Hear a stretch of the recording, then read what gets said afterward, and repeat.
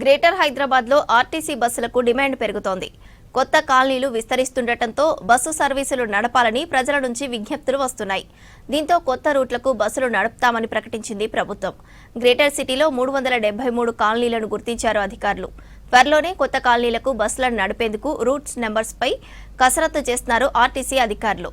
ఈ కొత్త బస్సులతో 7 లక్షల మేర ప్రయాణికులు పెరిగే అవకాశం ఉండనుంది.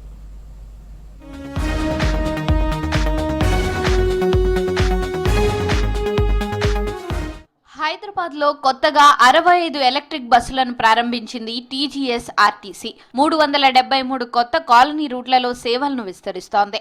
ఔటర్ రింగ్ రోడ్ చుట్టూ కొత్త రూట్లను గుర్తించారు అధికారులు. ప్రజా రవాణా మరింత మెరుగుపరిచేందుకు కొత్త రూట్లలో బస్సులను నడపనున్నారు. ఇప్పటికే కొన్ని కొత్త రూట్లలో బస్సులను పొడిగిస్తున్నారు.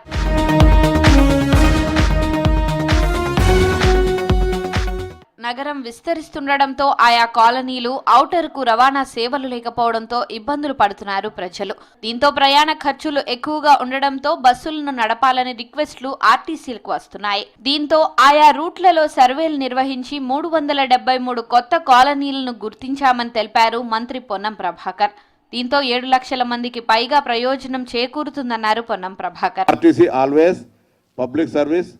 నేను మళ్ళా ఇంకా భవిష్యత్తులో ఆర్టీసీ 2047 విజన్లో పబ్లిక్ ట్రాన్స్పోర్ట్ సిస్టమ్ కాలుష్యరహితంగా ఉండే విధంగా ఈవెన్ మెట్రో కానీ ఇది కానీ ఉంటుంది అనేటువంటి ప్రణాళికలతో ముందుకు పోతా ఉన్నాం. ప్రజా రవాణా వ్యవస్థలో కొన్ని నిర్ణయాలు కూడా తీసుకోబోతున్నాం. వాటికి సంబంధించినటువంటి టీవీ బస్సుల ప్రారంభ సందర్భంగా హైదరాబాద్ ప్రజలందరికీ విజ్ఞప్తిని మరొకసారి శుభాకాంక్షలు తెలియజేస్తూ 2 సంవత్సరాల్లో నూతన బస్సుల్ని ఉన్న బస్సులు 40% బస్సులు కొనుగోలు చేయడంతో పాటుగా ఆర్టీసీకి సంబంధించినటువంటి కొత్త ఉద్యోగాల నియామకాల ప్రక్రియ నడుస్తూ ఉంది. తొందరలోనే కొత్త రక్తం మళ్ళీ ఆర్టీసీలో కొత్త షార్టేజ్ ఉన్నటువంటి పరిస్థితుల్లో వాళ్ళందరూ కూడా ఓవర్లోడ్ వర్క్లోడ్ అవుతున్నప్పుడు వాళ్ళందరూ కూడా డ్రైవర్లను, శ్రామికులను, కండక్టర్లను తీసుకునే ప్రక్రియ కొనసాగుతూ ఉంది అధికారులతో సహా.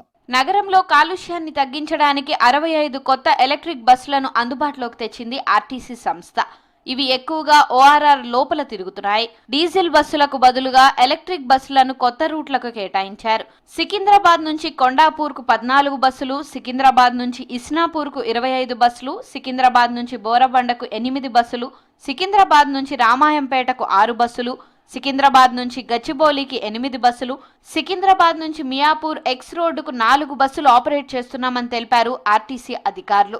నెక్స్ట్ 2 years లో జిహెచ్ఎంసీలో ముఖ్యంగా ఓఆర్ఆర్ లోపల ఉన్నటువంటి అన్ని బస్సులను కూడా ఎలక్ట్రిక్ బస్సెస్ చేయాలనే ఉద్దేశంతో పెద్ద సంకల్పంతో ఈ యొక్క బస్సెస్ని స్టార్ట్ చేసుకుంటున్నాము.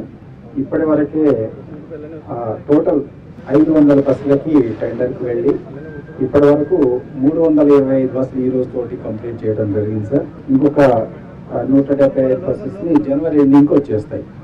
ఇవి కాకుండా 2800 బస్సెస్ని మనం పిఎంఈ డ్రైవ్ కింద కూడా తీసుకోవడం జరిగింది. అది జీసీసీ కాంట్రాక్ట్, అంటే పర్ కిలోమీటర్ అనే రేట్. ఇది కూడా అదే పద్ధతిలో తీసుకుంటున్నాము.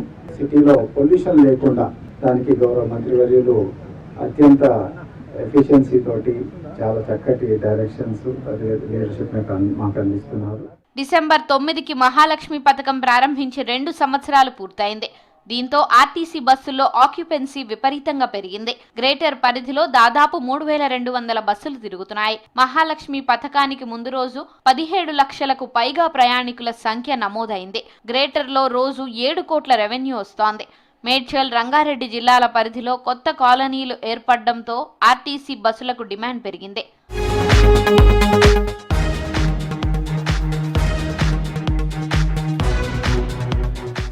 రాష్ట్రంలో జీరో టికెట్స్ ద్వారా 251 కోట్ల మంది మహిళలు 8500 కోట్ల రూపాయల విలువైన ప్రయాణాన్ని చేశారు. హాస్పిటల్స్, స్కూల్స్, కాలేజీలు, దేవాలయాలు, ఉద్యోగాల కోసం వెళ్లే ప్రయాణికుల సంఖ్య పెరిగింది. మహాలక్ష్మి పథకంతో దేవాదాయ శాఖ ఆదాయం పెరిగిందన్నారు అధికారులు.